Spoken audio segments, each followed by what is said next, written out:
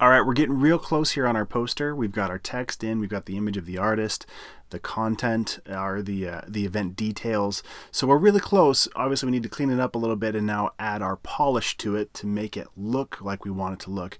This is where it can be a giant time suck. You could spend hours on this thing, or you could just call it good and the details are on there and we know who it is and we're good to go. But let's go ahead and push this a little bit further. Let's learn a few more things that we can do in Photoshop and we'll go from there. Again, we're going to blitz through this pretty quick, and you can take as much time as you want with these assets to make something creative that you love. So let's go ahead and think about this text. What do we want to do with it? We've got a couple of issues here. One is it's a lot of text, right? And it's dark, so it doesn't fit well over his shirt. We need to find a way to either put it in an enclosure or bump the contrast or do something to where this functions, form and function, right? It might look cool, but will people actually show up to the venue because they can see the text? The other issue I see here is the photo we had, his head was already cropped to the top, so I can't really pull him down without his head looking like it's been chopped on top. And that leaves us with two options down here. So he's not quite big enough to fill this image. So I can either, one, Command T to get my free transform tool and just scale him up. I could skew it, which obviously looks terrible, so hold on that Shift key, and just enough just to make him just a little bit bigger that he goes the full width of the image. That could be the best solution, especially if we start, putting our type, filling our type down here so it fits around his arm. That might be a cool way to go about it, right? That fits really nice around the shoulder. I could keep pushing the details, or maybe make this second chunk a little bit smaller. I'll hit Command X to cut that.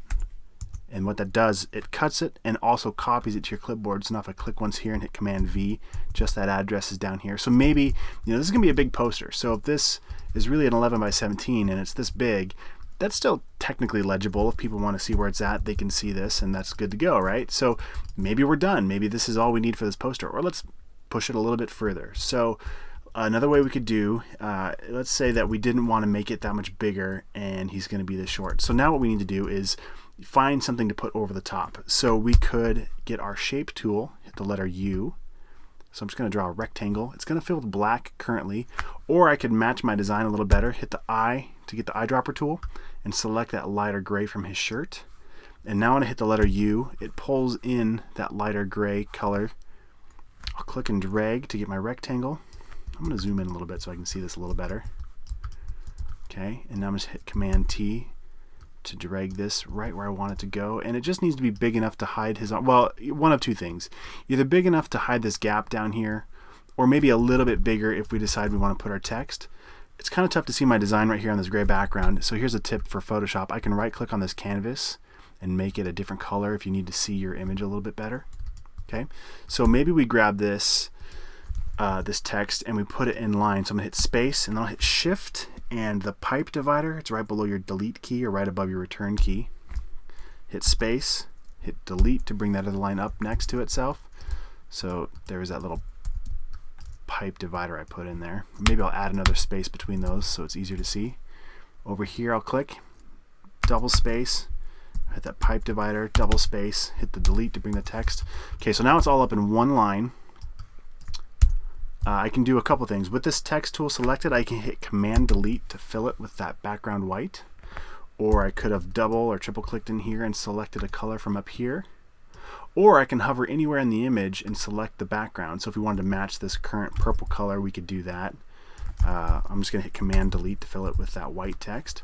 So here, here's another option. Maybe it's just super simple. We've got our date, time.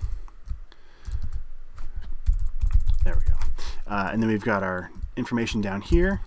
Maybe we need to add a web address or something else down to this information. And again, that could be a poster. You could be down there. Let's push this a little bit further though.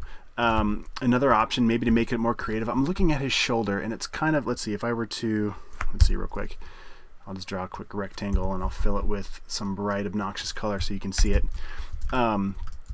Let's pretend you wanted to match that angle. I could, now here's what I did. Command T, and then I hover down here and my cursor changes to that curved arrow, which means I can turn this. Okay, so I'm just kind of matching the angle of that shoulder. And that's another tip too. When you're designing things, look at the elements around you and see what things you can work in to create consistency. So now I'm going to get my direct selection tool right here.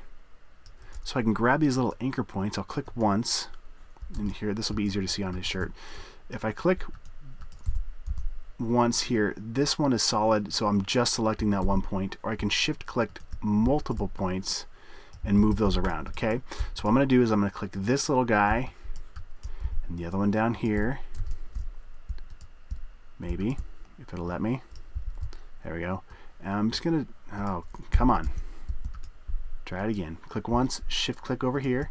And I'm going to drag straight down to kind of create this cool little shape.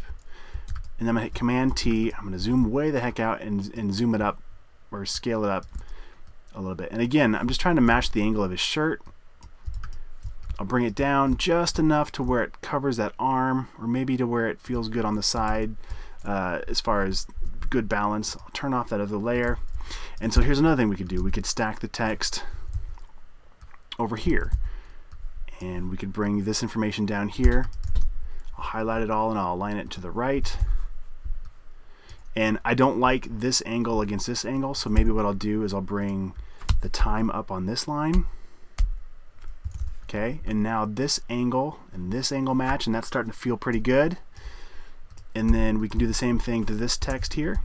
So you can see we could endlessly start to refine things, and this is how you work. You just start to play with things and see what you like. And I'm going to align this to the right.